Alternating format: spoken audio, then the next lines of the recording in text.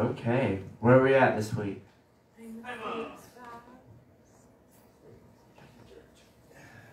Good job, everybody. We're on Amos 6. As always, we will recap 5. But I was confused a little bit too, because when I started making my PowerPoint, I started at 6 for some reason, and it's because last week I accidentally put 6 instead of 5 on the intro. Everything else was 5, just one little page, but it threw me off in this week. But anyway, recap on Amos 5. So Amos is the shepherd. He's going around causing the rich people some trouble, and I guess they're kind of causing it to themselves because of everything they're doing. And he's just the messenger saying, everything you're doing, there's coming a reckoning for it. He's going over kind of why. He's pretty descriptive, Amos is, in his explanations and things he's doing, but let's get into that. So hear ye this word which I take up against you, even a lamentation, O house of Israel. And here, when you're looking down through history, this part of Israel, these people of Israel, these are the original ones that were led through the wilderness, as he calls it out plenty of times. Did I not lead you through the wilderness? Did I not do this for you, that for you? But now it's over. So even Israel today, if you believe Amos is true, not the same. This is where it dies. This is where it splits up and goes into the different ones. So they were all heard, delivered from Egypt, go through the wilderness, take over this place, turned into Egyptians. So God's like, can't do it anymore. Split them up. And the virgin of Israel is fallen. She shall no more rise. She is forsaken upon her land. There is none to raise her up. So nobody's bringing those originals back to Israel. And for thus saith the Lord God, the city that went out by 1,000 shall leave 100. And that which went forth by 100 shall leave 10 to the house of Israel. So this is what he's saying. You're going to be split up into different directions. Where there was 1,000 of you, now there's going to be 100. Where there's 100, now 10, and so on and so forth. For thus saith the Lord unto the house of Israel, seek ye me, and ye shall live. And this is where he's starting to get into, he said everybody's going to die. There's a great city rising up coming towards you. But seek ye me, and ye shall live. Not saying seek ye me and nothing bad's going to happen to you. That's already happening. That's too late. Nothing's stopping that train from coming. But if you might live, if you seek God. Apologize, repent, do all that stuff. So, seek ye the Lord, and ye shall live, lest he break out like fire in the house of Joseph, and devour it, and there be none left to quench in Bethel. Ye who turn to wormwood, or turn judgment to wormwood, and leave off righteousness in the earth. So, wormwood here, again, is just kind of means poison. So, there is a plant that they kind of called wormwood and stuff, but I don't know 100% if this is what they're meaning here, but I do know wormwood just means poisonous. Don't eat it from that cause. Because it comes from the Greek word just being noxious or poisonous. Or not the Greek word, the Hebrew word. So, ye who turn judgment, something that's supposed to be true, something that's supposed to say either you did something or you didn't do something, you're guilty or you're innocent. They're just throwing it around and now it's poison. And leave off righteousness in the earth. So we'll get into that a little bit more in today's lesson also. Seek him that maketh the 7 stars and Orion, and turneth the shadow of death into the morning, and maketh the day dark with night, that calleth for the waters out of the sea, and poureth them out upon the face of the earth. The Lord is his name. There they had temples. They had just taken over this place. They let everybody keep their own religion and their own temples and everything. One of those temples, they worshipped Orion and the 7 stars. So they would worship God right beside in the same place as people who are worshiping, Jupiter, Mars, all the different gods. Even Orion, which was around way back then. And this is Amos just telling them, why not worship the one who made Orion, who made the stars, instead of worshiping some stars in the sky. You don't really even understand what they are yet. So that was kind of weird. I was like, Orion. We still call it Orion's belt, Orion, when you look up, still what it's called. But this is this is 900 years before Jesus, and they're talking about Orion. So I was like, man, who came up with this stuff? And it was the Sumerian Empire, the Sumerians when they were there. So we're not too far behind it. I think we're on the OGs who started worshiping Orion, but yeah, Sumerian mythology. So they just called it the dude fighting the Taurus, like weirdo college girls like, what's your whatever that is, your horoscope? Like, oh, I'm Taurus. This is where Taurus comes from. So don't put your faith in your star sign, people. It's not real. It has nothing to do with anything. But that strengtheneth the spoiled against the strong, so that the spoiled shall come against the fortress. Spoiled come against the fortress. This doesn't mean spoiled like, born with a silver spoon in your mouth. Or like, oh, he gets everything he wants for it. All he has to do is cry for it a little bit, like a spoiled kid. This is spoiled in the sense of like fruit. Like the apple has been sitting out in the sun for 3 days. It's spoiled. Or the bread has been in a cabinet and has mold all over it. Spoiled. That strengtheneth the spoiled against the strong. Where do we see that happening? Everywhere, all over the place today. Say something bad about one of these 3 groups. Go ahead, I'll wait. Abomination's the first one. It needs to be vetted. Fired. Quarantine, second one. Fired. And no stimulus check. See the power they have? Seriously, say something bad about one of those in the workplace and complain about it and see if you're not kicked off the planet.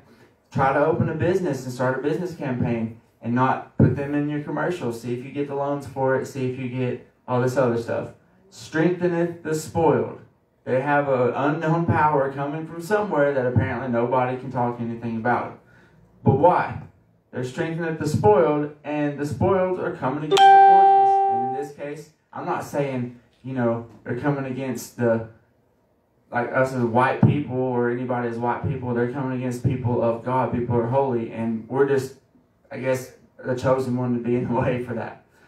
But it gets just a little bit controversial because a nation built by immigrants, so it's immigrant strong. Okay, but show me one nation that didn't destroy throughout history. Immigration is what destroyed Rome. It's what destroyed Greece. What destroyed all of that. I'm not saying you can't come over here and live from another country, but when you flood it from all these different cultures and they try to keep their cultures, it doesn't work. It's a boiling pot of all of that. So anyway, these aren't the only ones. There's some combinations. You can be gay and black. You can be Jewish and gay. Those are some combinations. Pretty gross, right? Alright, so you guys ready to see the most dangerous and deadly thing in America? I don't know. If it gets rid of that slide, yeah. Is a gay, black, Jewish immigrant. Yeah, you can't say nothing bad about her. She's like the quadrifecta. But anyway, you see where I'm going with all that. Strengthen the spoiled against that. What about her being any of those 4 things makes her better than anybody else? What about us being any of our things makes us better than anybody else? Nothing like that. But when they get a weird sort of push, you kind of have to ask yourself why. When you push back, this happens to you. They hate him that rebuketh in the gate, and they abhor him that speaketh uprightly. So that's what Amos was doing. He was going to be like, look, God's not cool with all of this. God delivered you from all this. Like he's not going to punish you for turning your back on him and doing all this other stuff. And they're like, we don't care. Shut up. And you'll see even more in today's lesson, they don't care. And so he's like, well, you hate me because I tell you the truth, and I bold and I speak to you, and you're like, how dare you, shepherd, peasant. We're the, royalty in this city and everything. It's not really how that works. It's not how God's worked, not once. When has he chosen royalty over shepherds?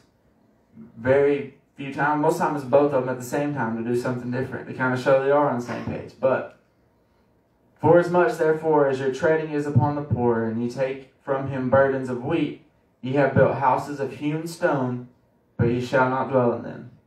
Ye have planted pleasant vineyards, but ye shall not drink wine of them.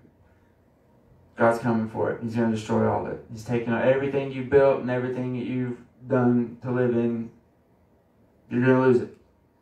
For I know your manifold transgressions, that your mighty sins, that they afflict the just, they take a bribe, and they turn aside the poor in the gate from their right. Therefore the prudent shall keep silence in that time, for it is an evil time. So here we were talking about judgment before. They would take a bribe.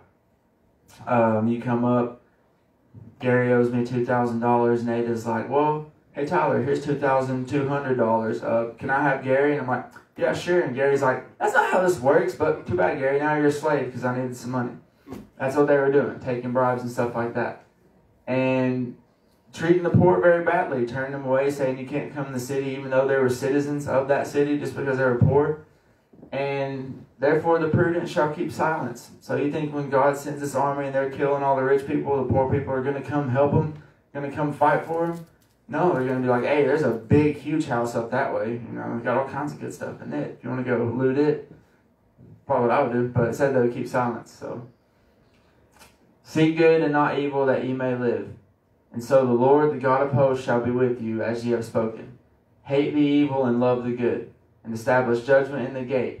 It may be that the Lord God of hosts will be gracious unto the remnant of Joseph. So it's coming for you. Your city's going to be destroyed. I'm splitting you guys up. You're going into captivity. But if you seek me, you might not die in all of this. All that other stuff's already going to happen. But seek ye me, and you may live. And he might be gracious to the remnant of Joseph. That's kind of important later on, but for right now, I won't skip too far forward. Woe unto you that desire the day of the Lord. To what end is it for you? The day of the Lord is darkness and not light. So all these people that were there and glorious in their city, oh, I wish God would come back, need God to come back. You probably don't want him to right now, because it's not a fun time when God comes back. It's not a miraculous and glorious thing if you're not in the right position for that. And even still, it's probably going to be pretty scary, even for everybody else. Stars falling, days darkening. So, as if a man did flee from a lion and a bear met him.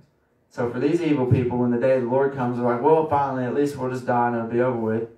You got away from the lion, ran right into a bear. It's kind of a funny saying. Or went into the house and leaned his hand on a wall and a serpent bit him. So finally, oh, I'm in here, I'm out of this heat, I've been traveling all day, get bit by a snake. Oh, I'm not going to die. Should have kept traveling. But shall not the day of the Lord be darkness and not light, even very dark, and no brightness in it? I despise your feast days, and I will not smell in your solemn assemblies.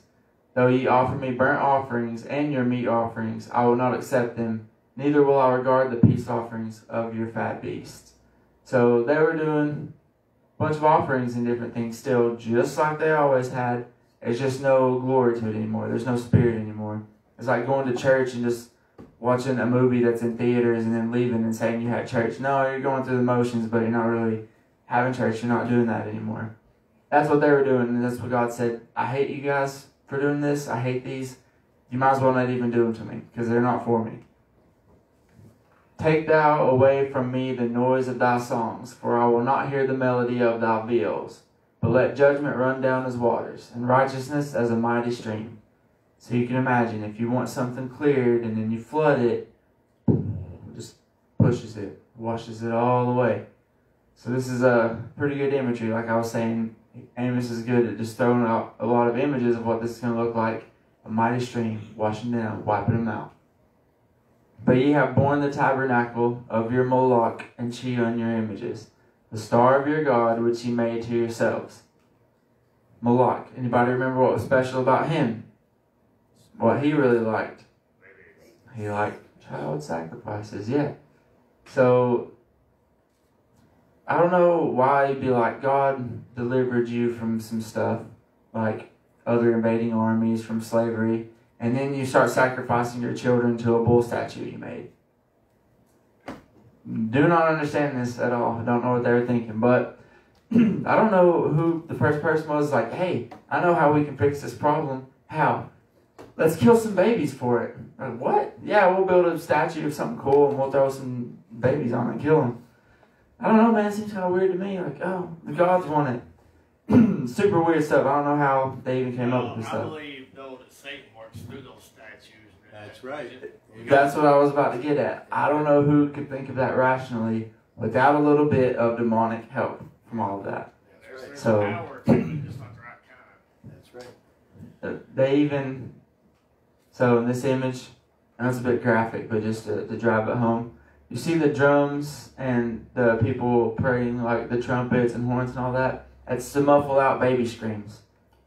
That was what it was noted for. Like when you throw a baby onto the scalding hot hands on that and it dies, it screams really loud, and that would freak people out. You know, it's their natural response to be like, we should probably stop. This is kind of weird. I feel very, very evil and bad right now. Well, they would play some cool music so you wouldn't hear that anyway. I don't know if it's cool or not. It wasn't Gary's music, but... So, yes, it's still around today, even in comic books and all these other symbols and whatnot, and different temples. And then you have Chion, which is where you get into, it's more Saturn in a lot of places. And Chion is also the bulls that they worship. From the Hebrew word, it's the name of an idol worshipped by the Israelites in the wilderness. So similar to Moloch, sometimes they can take a bull, but it's not necessarily the bull in this case, as more what's on the bull, why the bull is being worshipped in this sense. And it's for a worship or a call up to Saturn or a different god they call Chion. Now Chion has this symbol that we see in a lot of places today. A lot of different ads, a lot of different places like that. Even Pope hats and Mason signs and sheriff's badges, and just in a lot of different places. Do most of these places know what Chion even is? Probably not. But did the first people who put those symbols there know what it was? I guarantee it. I guarantee they knew what they were doing when they did it. But you have borne the tabernacle of your Moloch and Chion, your images, the star of your God, which you made to yourselves. God pretty much took himself out of all that. Like, your God, you made it for yourselves. I had no play in that. That's where you get the star from. They call it the Star of David. Nowhere biblically is there a Star of David. Not even in the Talmud is there a Star of David. Not even in any of the Jewish books is there ever mention of a Star of David. Somebody just had to throw it up there and be like, Star of David. Now, if somebody's going around all these evil symbols and putting this in evil places of power, and then they put it there and they're like, no, it's a Star of David now. I bet it's the same people that were putting it in all the other places too. It's just like a trickery for it. Do a lot of people know that the Star of David is not biblical? No, they think it's the Israel flag and all that. There's a lot of Israel, even though that it's the Star of Moloch or Chion. Probably not. But it is. So now if you do know that in churches and you look it up, please don't be weird and fly a Star of Chion that God told you not to in Amos all over the place and wear it on your head and stuff. You know what's funny? We had some people stop here one day. They said, we come here because your church looks like the Star of David flag. Oh, no. I was like, yeah, okay. The flag's okay, but not with the star on it. We'll leave the star part off. We did put in our bylaws, so when we started this church, that you couldn't fly that in here. So, the original flag, I might have took it out of here.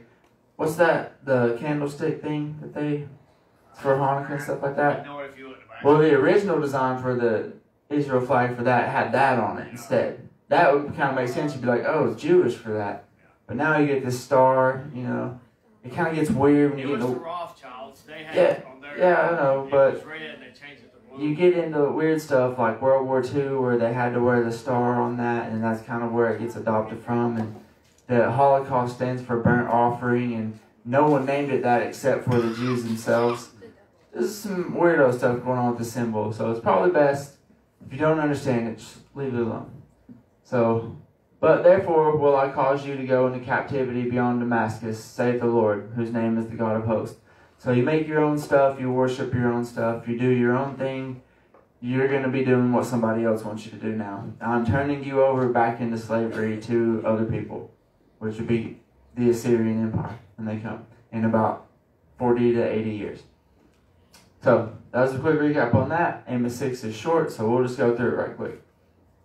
Woe to them that are at ease in Zion and trust in the mountains of Samaria, which are named chief of the nations, to whom the house of Israel came. This is who the house of Israel came, to the chief priests that are in the place right now. But they are at ease in Zion. And if you ever wonder like what Zion means, is it different from Israel? No, it's the same thing as Israel, just another name. You can kind of say like it's the Israel and its people is Zion, but that's what it's talking about here.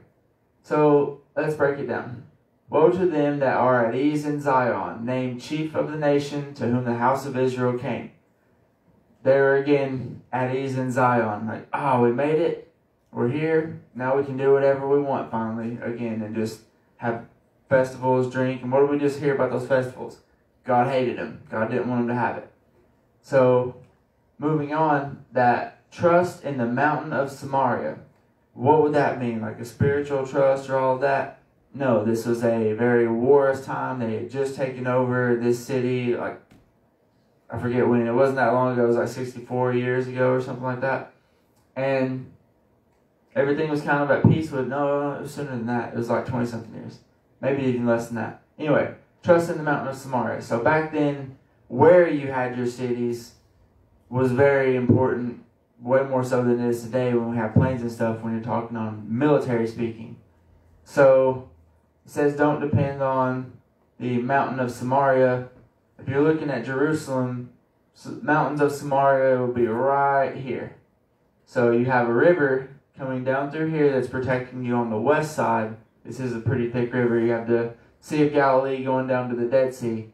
And then this huge mountain range here, known today kind of as the West Bank region. And then to get into it, you would have to go all the way up here and come down onto these places. So they're thinking, we're set here in Jerusalem because they have to go all the way around everything to even get to us. We're protected on all sides. Ocean, huge river, and some other things, mountains. This is what those mountains look like. So it's not like Tennessee hills. This is like, okay, we got 100,000 people and horses and oxen and buggies and wagons and all that. We have to go over that mountain. You see what I mean? You're like, oh, golly, it's going to be hard. But Alexander the Great did stuff like that and all these other people. Not impossible, just a strategical nightmare if you're militarily speaking. So, don't put your faith in that is what he's saying. Pass ye unto Calneh and sea, and from thence go ye to Hamath the Great. Then go to Gath of the Philistines. Be they better than these kingdoms? Or their border greater than your border? So here's just saying, go look at all these other places. Are you that much better than them? Are they that much better than you? You're kind of all on the same page here, and like you're not who you think you are, is kind of what he's saying here. Like you're not as good as you think you are, Israel. So ye that put far away the evil day and cause the seed of violence to come near. I like this one a little bit. It says, put far away to come near. So you put something, by putting something away, they're just causing it to come closer. It kind of doesn't make sense, does it? It's a little bit the opposite. I'm putting it away, and it's bringing it closer to me. So here you have the engine of cyclical history. I'm sure a lot of people in here have heard it at least once. So, hard times create strong men, right? You know, war and stuff like that. Strong men create good times. They finish or win the war and everybody's happy. Good times create weak men. So if you lived your whole life not having to do anything or fight for it or struggle, you're kind of weak. And then weak men create hard times. So the weak men don't really know what to do. They didn't know the cost of anything to make it great. So they make hard times and then starts all over because those hard times create strong men. And this has been all throughout history, just going around. Every civilization has it. Japan, China, Rome, Italy, Russia, all gone through this. And it's kind of known as the cyclical history engine. But my guess is we're about right here. Maybe just right at this, but my guess is a little bit before. It's not 100% hit the fan or bad yet. Do we make it back around to the next time? I don't know. It seems to be pretty evil this time around. Like other times it was war. This time, not so much war going on. I'm looking out for peace instead of war. That's the thing that we're not supposed to hear before Jesus comes back. So, they lie upon beds of ivory and stretch themselves upon their couches and eat the lambs out of the flock and the calves out of the midst of the stall. So they used to literally lay down and eat back then. It's like this. I thought it was kind of funny and kind of weird looking when I seen it, but not an awful idea. But just lazy. They're just lazy and fat is all it's calling them. That chant to the sound of the viol and invent to themselves instruments of music like David. That drink wine in bowls and anoint themselves with the chief ointments, but they are not grieved for the affliction of Joseph. So, Who cares about slavery? Who cares about all the bad stuff? Who cares if we're not even supposed to be doing this? We're having a good time. They're YOLOing, as you guys would call it back there. Ariel, looking at you. But therefore, now shall they go captive with the first that go captive. And the banquet of them that stretch themselves shall be removed. So this is basically a good way of saying the party's over. Party's over for you. You're going to be among the first that go captive. The Lord God has sworn by himself, saith the Lord, the God of hosts, I abhor the excellency of Jacob, and hate his palaces. Therefore will I deliver up the city with all that is therein. What does this mean? He hates the excellency of Jacob. Don't go down a rabbit hole like I did. It's literally just means Israel and his people. The excellency of Jacob. It's mentioned like in Psalms and another one. And it's either the city itself or the people themselves. They were known as the excellency of Jacob. This is where he's saying, I hate what Israel has become and his palaces. The city of Israel, or, their palaces. And I will deliver up the city, his palaces, Jerusalem. Makes sense. And it shall come to pass, if there remain 10 men in one house, that they shall die. It's like, I'm splitting you guys up and spreading you out really thin. And a man's uncle shall take him up, and he that burneth him to bring out the bones of the house, and shall say unto him that is by the sides of the house, Is there yet any with thee? And he shall say, No. Then shall he say, Hold thy tongue, for we may not make mention of the name of the Lord. So, Ezra, I might have to do this to you one day biblically. But this is just saying houses are going to get destroyed. If there's 10 people in one house, they're going to die. So they're going to have to go get their next of kin. And the people who burned the house is going to be right beside them. Like, do you know people who live here? Go get them. And they come out. Back then they had Jewish burial rites that they would rather be buried than burned, where all other cultures were burning. I can't have that really proven to me that that's what this is talking about.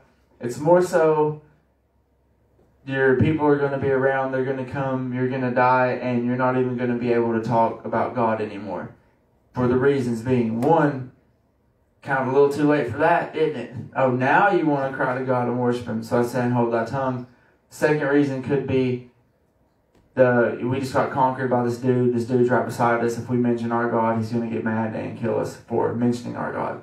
So not only did we not do it before when we were able to, now we're not even allowed to without punishment. So, and it could really be either of those. Commentaries will split you up in 100 different ways. Just take it for what it says. If you're split between two, they're so close anyway. So, for behold, the Lord commanded, and He will smite the great houses with breaches, and the little houses with clefts. Breach the city walls. You ever heard of that? And they just bust a big hole in the wall and come through. And clefts. Think like a cleft lip. Just means gap in between. A gap to form. Boom. Gap. Like breaking a building in half. So, the great houses with breaches, and the little houses with clefts. Shall horses run upon the rock? Will one plow there with oxen? For ye have turned judgment into gall, and the fruit of righteousness into hemlock. So what he's saying here with the horses run upon the rock, if the city just got brought down to rubble, not going to be horses running around on it. Because it can't. It's a rubbled up city. Will one plow there with oxen? No, because there's just a bunch of rubble in the city. Like, there's nothing left to do, and you can't do anything left with it. Just a broken down city. And you turn judgment into gall, and the fruit of righteousness into hemlock. So, have you ever seen gall before? It's talking about not necessarily a gall bladder, but more so that forms on plants. I've seen this a lot. So, I'm sure some of you had and just didn't know what it was. It's just little. So, the one on the far right, it forms called horned oak gall. You know what that is? It's just knots, kind of like a cancer that forms on plants. And it just makes all these knots pop up, but it spreads and it will ruin trees and forests and crops and stuff like that. And the fruit of righteousness into hemlock. So when you look at it, it's called devil's parsley because it's poisonous and it looks a lot like parsley. But you've turned the fruit, everything good God's done for you, into poison, is what this is saying. You've taken judgment and you've turned it into a cancer. Because now they can do a lot of different stuff that lot of tricks, a lot of money tricks that they were doing. I might break it down and get into it since I have been studying them and they are kind of evil, but basically the usury, don't do that and you're good to go once you understand that. So which ye which rejoice in a thing of naught, which say, have we not taken to us horns by our own strength? Here we go. Here's where we're getting weird with it. But behold, I will raise up against you a nation, O house of Israel, saith the Lord, the God of hosts, and they shall afflict you from the entering in of Hamath unto the river of the wilderness. Rejoice in a thing of naught. So the Israel, the people that are there right now, this is why they're in trouble. They're rejoicing and they're happy in something they thought they did the whole time. Like, we finally made it to Israel. You didn't do anything. You were Egyptian slaves that were crying around till God had mercy on you. Now you want to get here and say you took this over? You took the horns by your own strength? I don't think so. And that's why God's coming out there. We see what happens when you're left to do things on your own. You start worshiping beside Orion. You start putting your own poor people into slavery and stuff like that.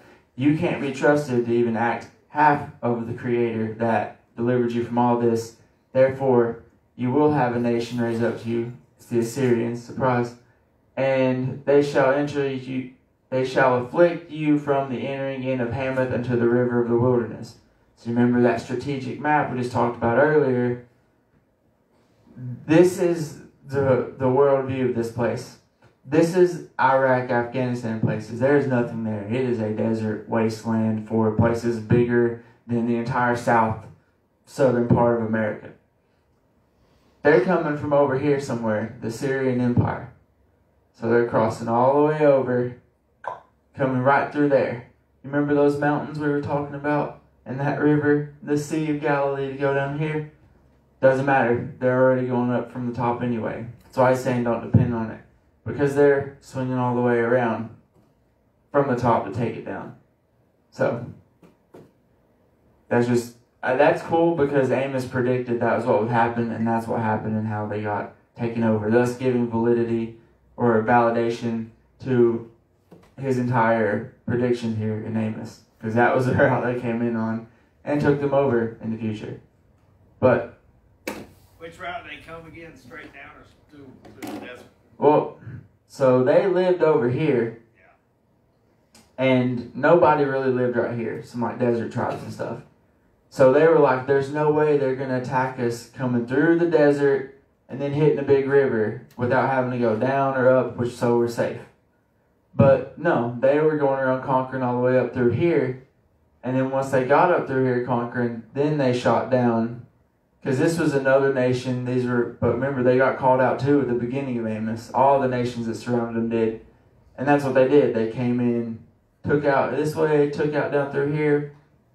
Here at Jerusalem. They went down and around and circled back up through